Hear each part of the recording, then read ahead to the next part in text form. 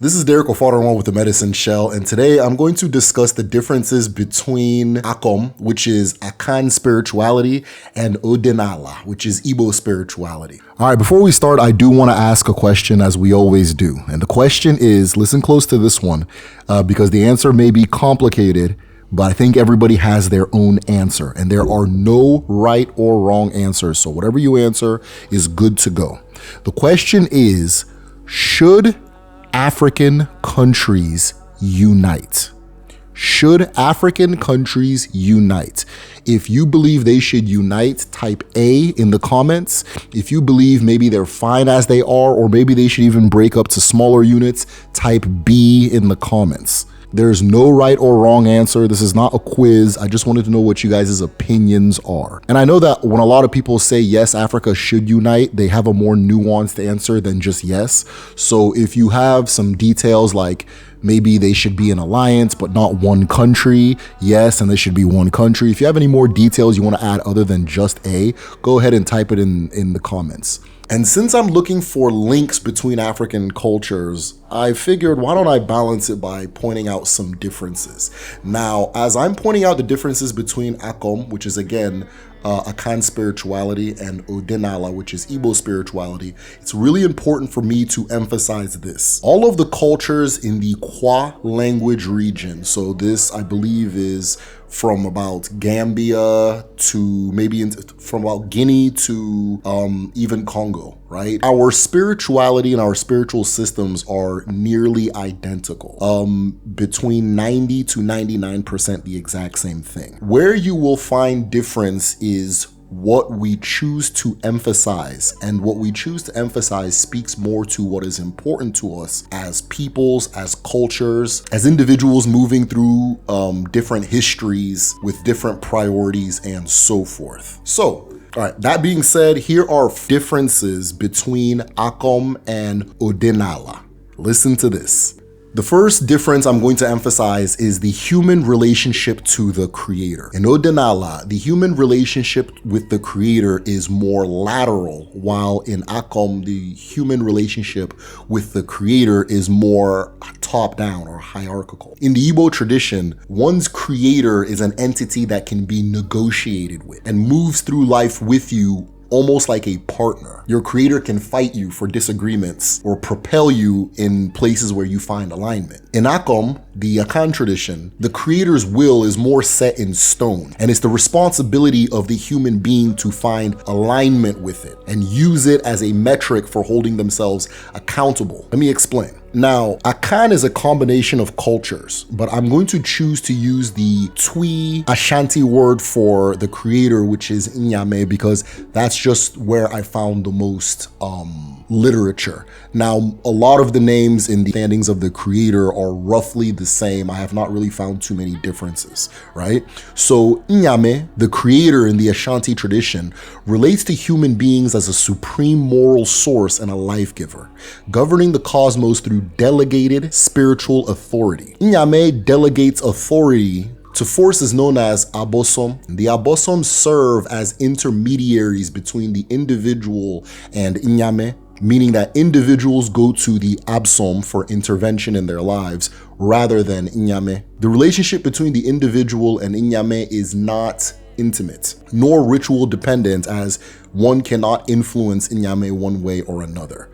Inyame governs the world through delegation, and therefore contact is done within this structure. Or to quote Kofi Asara Opoku, Inyame is too exalted to be the object of direct cult.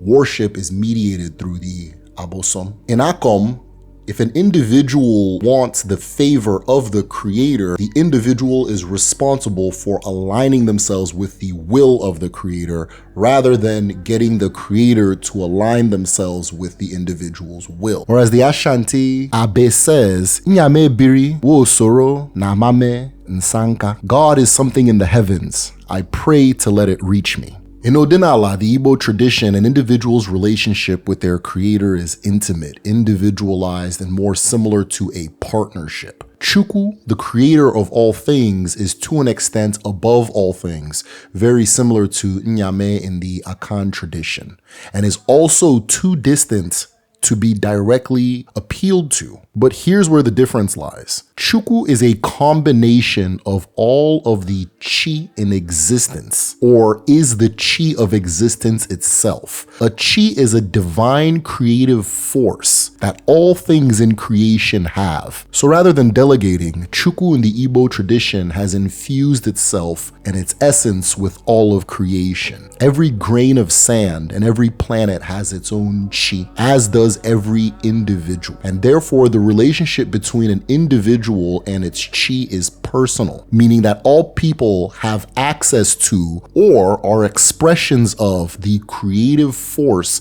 that rules the entire universe. Or as the Ilu says, Ahombo obiri chi, the body is a shrine for the chi. Everything is a piece of the creator, expressing an aspect of the creator that cannot be duplicated, again in creation. Or as the Ilu says, Mado choba chia or funwea. When a person seeks their chi, they find themselves. Now, Nyame is more similar to the concept of Chukwu, which is the chi of all things.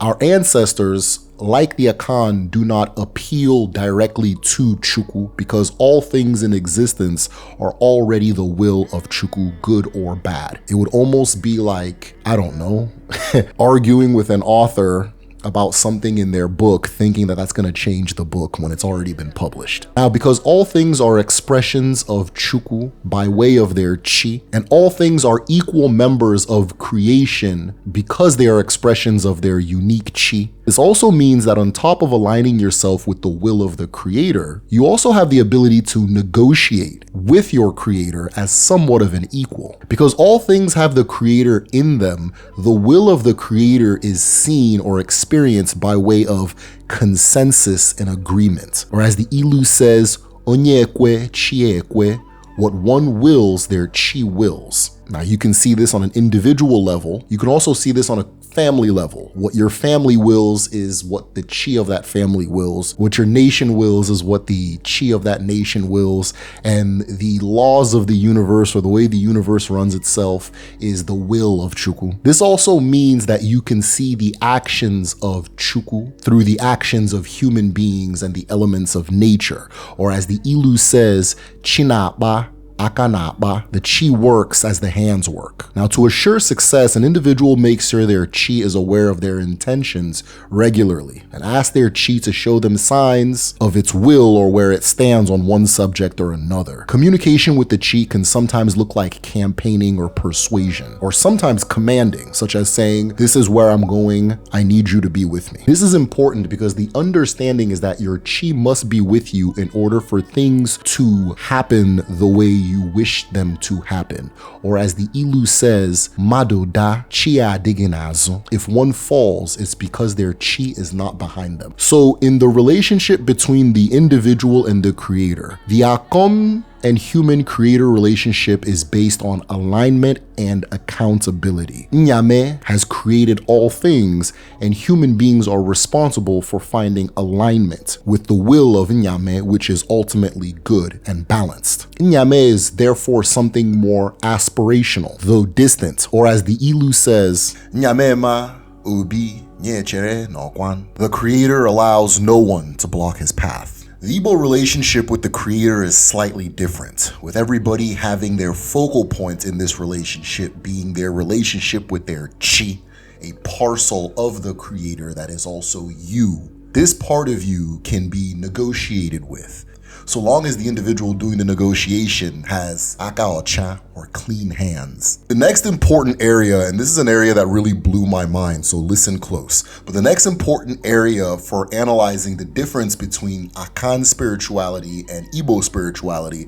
is in the topic of reincarnation, or what we Igbo people refer to as Iluwa. Now, before I start saying what the differences are, just know that from my observation, the two cultures see the process of reincarnation as being 90 to 98% similar. The main difference is, again, emphasis, what each culture emphasizes, and function, rather than the substance of the knowledge or understanding. So listen to this. In both traditions, There's an affirmation of the idea that reincarnation is not based on merit. Both good and bad people reincarnate, the same way good and bad people conceive and are born. Returning to this world is not a reward or a punishment, as you'd often hear in a lot of the East Asian ideas of reincarnation. And individuals always reincarnate through their family lineage in both the Igbo and the Akan system, meaning that one's future life, as well as your past life, is somebody within your family. Now, this is the part that really blew my mind, and I was really impressed by and sent me in a rabbit hole of kind of learning more about the Akan people. Two huge things, and I have a question attached to the third one, so pay attention to this. Thing number one, we are starting our traditional medicine class. If you're interested in learning Odinani traditional medicine, known as Akom, and learning how to become a dibia and a full practitioner in the healing practice, sign up for our traditional medicine class, Akom 1 and Akom 2. Now, thing number 2, this is the one with the question attached. Our Igbo language class is also starting this spring. www.kedu.me, sign up for our Igbo language class. I can say this until I drop, but this is without question the most effective Igbo language class in the world. The best way to support the channel is on patreon.com/themedicineshell. Join the village and get full access to the Odinani traditional calendar. This is a calendar that lets you know which moons we're under and which days we're under. And this is important because our ancestors used an entirely different calendar than the Gregorian Western one that you may be used to. So you get that on your Google Calendar as a member of the village on patreon.com/themedicineshell, as well as my full research library, which, by the way, I've now opened a folder on Akom, which is Twi spirituality. So I have the books that I use to do this research, and it's like amazing stuff, really good books and documents and so forth. So all of that. Both the Igbo people and the Akan people believe that an individual is comprised of 4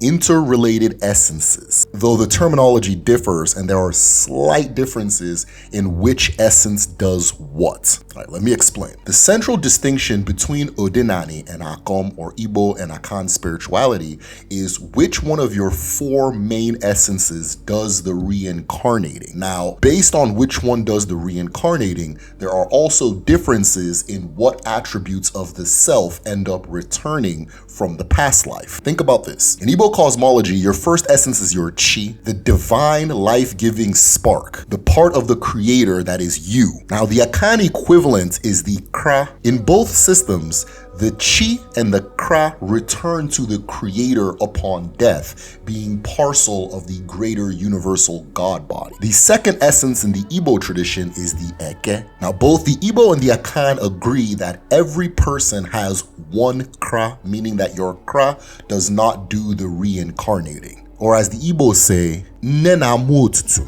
man otu ka Chineke. A mother can birth many, but the chi only creates one. The second essence is the eke. This is the physical manifestation of the chi. It is also, as the chi is the piece of the God Father that is you, the eke is the part of the God Mother that is you, meaning that creation is done by 2 essences, a mother and a father, something that the Akan also agree on. The eke connects you to Allah, the earth, who is your mother in the original principle of creation. But the Eke comprises of more than the physical body. It represents one's bond to the earth, and the earth herself serves as a vessel for reincarnation, meaning there is a link between all mothers in the world and the earth. And this cosmic link is the river by which essences enter and exit creation, the spiritual passage from the grave to the womb. In Akom, this corresponds with the Mogia/Absua, the blood and body essence, linked to the maternal line and the earth. So the Akan go further in saying not only do you get your physical essence from your earth mother, but you very literally get it from your human mother. The third essence is where things get different, or things start to separate. Now, listen closely. In the Igbo cosmological system, this third essence is your Akom. This is the essence that reincarnates. Your Akom is the part of you that enters a world for a specific purpose and shapes an individual's character around that mission, meaning that people who are particularly aggressive, that aggression is linked to who they are supposed to be in this world.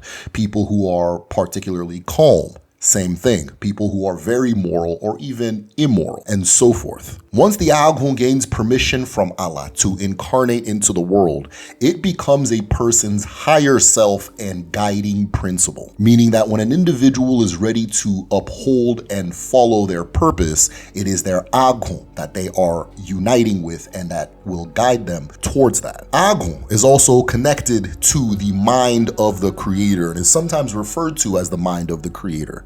And this gives every individual in existence access to the infinite mind of the Creator, meaning that the mind of the Creator and the mind of the individual are interconnected and both have access to each other. In Odinani, the Akom reincarnates while the other essences return to their sources, meaning that Eke returns to Earth, Chi returns to Chukwu, and the fourth part, Mo, returns to Alam Mo, Mo being spirit, Alam Mo being land of the spirits. As a result of this, it is a person's life purpose that continues to reincarnate. And this explains why specialized community roles such as dibias are innate. An individual is born with them, or as the Ilu says, dibias are born, in contrast to being created. This also means that if you had the title of dibia in the past life, once you are born, you are already understood by the community to be a dibia.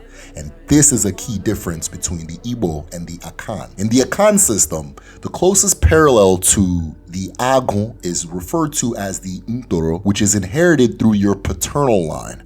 However, Akan cosmology places less emphasis on direct reincarnation of purpose, as the Ntoro is not necessarily connected to an individual's purpose. Each individual is guided by an abosom, and that abosom is linked to your Ntoro. Now, we can roughly translate abosom into deity, though I don't think that's the best translation.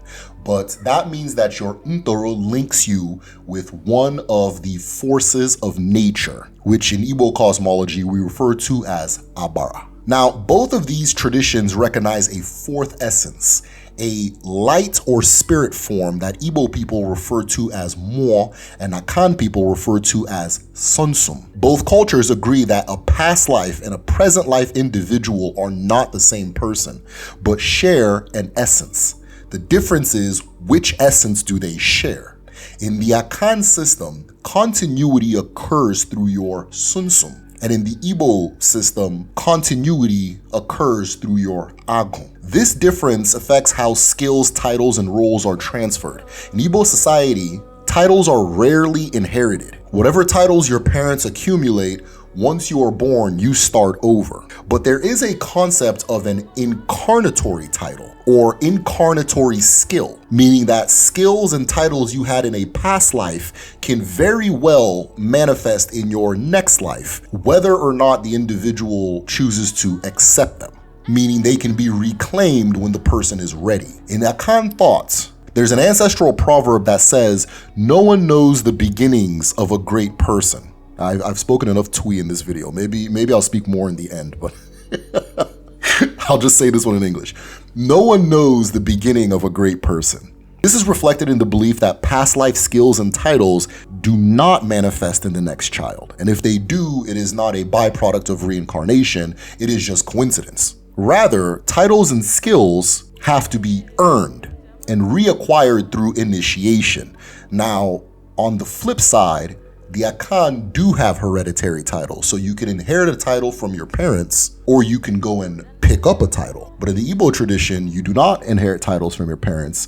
You inherit some through your past life self, but most you have to go and pick up on your own, similar to the Akan. In the Akan system, what reincarnates most strongly are your inclinations, such as your temperament, your moral character, your interests, and your sensitivities, which also correlates with the Igbo system. But in the Igbo system, there's also an emphasis that your skills, life patterns, and parallel life stories transfer as well. The next area of comparison are in the forces of nature, or the deities as some people refer to them as.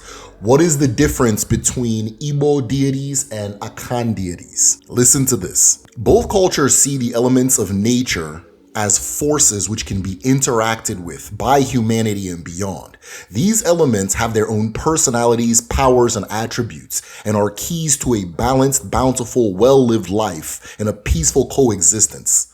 These forces are also reflections of the creator, but there are differences in how each culture sees them reflecting the creator. Now, before getting to differences, it is important to again note that for the most part, both cultures say the exact same thing about these forces. And this video is only going to focus on the slight differences. So for example, what the Akan say about the force that is water, the Igbo say the same thing about her. What the Igbo say about the earth, the Akan tend to say the same thing. The big differences come in how both cultures relate to these forces and what role these forces play in day-to-day life. There is also a difference in what is and what is not a force, or an abosom as the Akan call it, and an abara as the Igbo call it.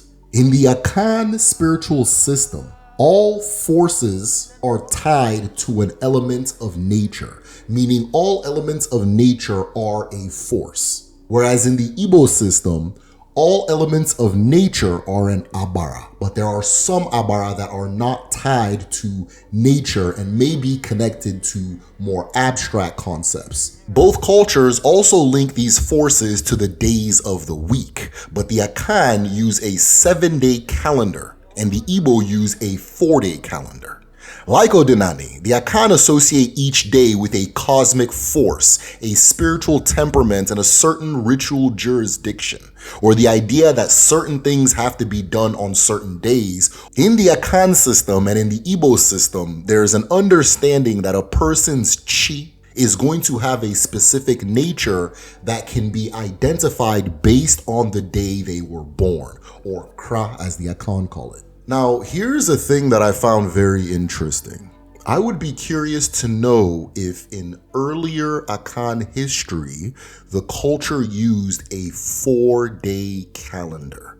The reason is because in their creation story, and if you guys want me to tell the creation story for the Akan in a separate video, comment below. But in the creation story, the creator father and the creator father being Inyame and creator mother being Asaseya, gave birth to 4 children. These 4 children are Bia, Epo, Bosomtwe, and Tano. Now, that part of the story reminded me of the 4 elements in Igbo cosmology, Eke, Urie, Afo, Nkwo. So I would be curious to know a little bit more about those 4 and if they have any more significance beyond just specifically being Abosom. So those who understand Akan spirituality a little bit more, or anybody who can link me to some resources or an expert, comment below or send me an email.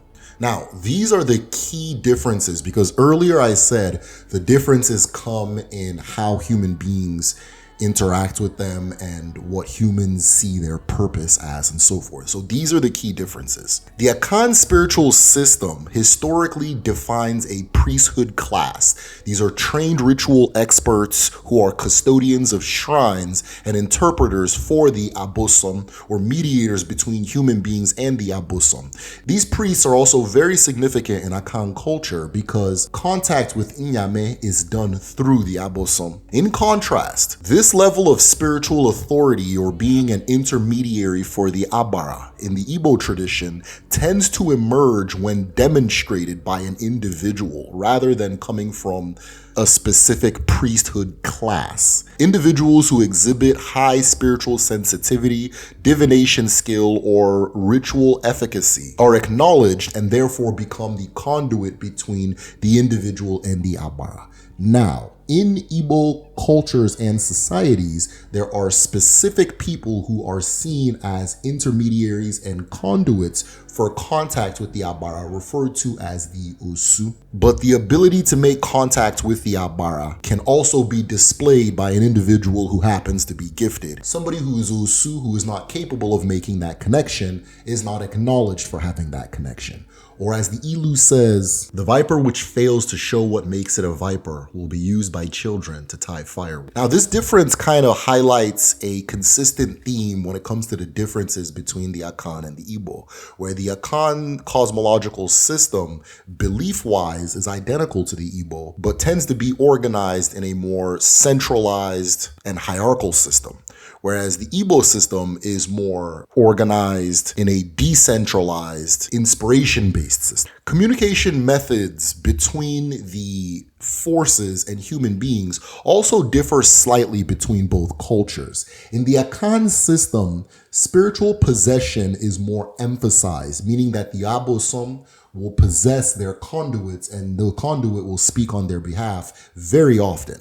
Whereas in Odinani, the Igbo system, while this happens and can be done, communication is done primarily through divination, symbolism, and the use of various tools for reading the will or way of an Abara. But again, the Akan also have divination and tools and so forth, and the Igbo also use possession. It's just one chooses one thing over another, which fundamentally, when you explore African spirituality, these are the differences you're going to see. Everybody has the same toolkit.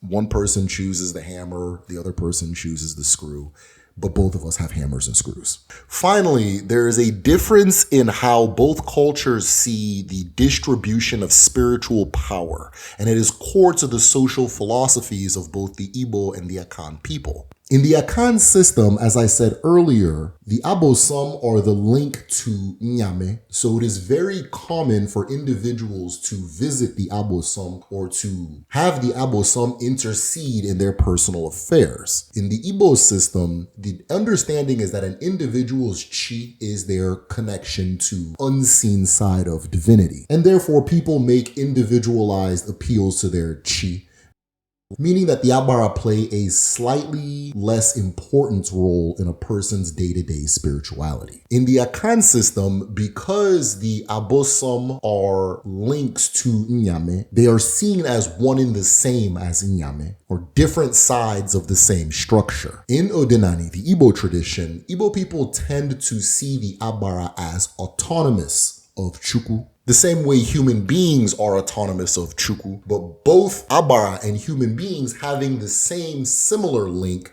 to Chukwu by way of their chi, meaning that an Abara is no closer to Chukwu than an individual. Rather than being linked to Chukwu, in the Igbo tradition, the Abara are seen as exalted members of your community who, like the Akan say, have certain attributes and jurisdictions that may or may not be useful to a human being or a community, given what the community is trying to do. So when a person appeals to an Abara, they're appealing to the Abara for what that Abara offers, rather than it being a link to Chukwu.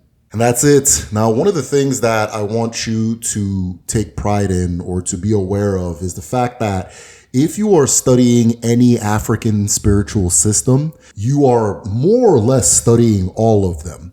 Now, a lot of people are going to get angry when I say that because we tend to, or even want to believe that the ethnicities are these hard lines of demarcation and, oh, the Igbos do this, the Yorubas do that kind of thing.